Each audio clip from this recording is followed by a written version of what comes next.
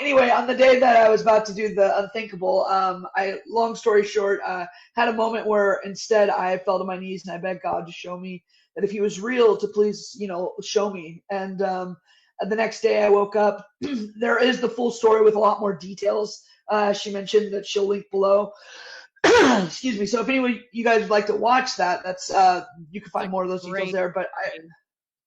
But essentially, I woke up the next morning with a rosary in my side drawer that I'd never seen before, and I thought it was interesting. I didn't know what a rosary was, but I figured out what it was on Google. I prayed it once, and I ended up praying. Long story is that, or the short story is that I prayed it for 5 days, once a day for 5 days, and I felt on the fifth day it landed on a Sunday of all days, obviously, and I felt very called to the Mass, and I followed that calling.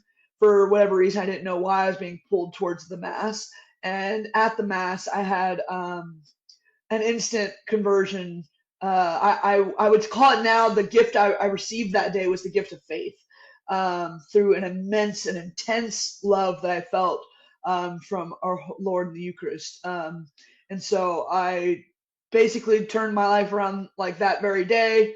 Started catechism the following week.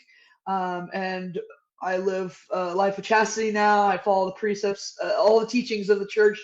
And I've been, that was September 29th, 2023. So feast day of St. Michael. So that's the short version of my story. Yeah, it's a really great story. So I would encourage anyone who is maybe wondering, like, can people come out of the depths of this sort of a lifestyle? You are living proof of this.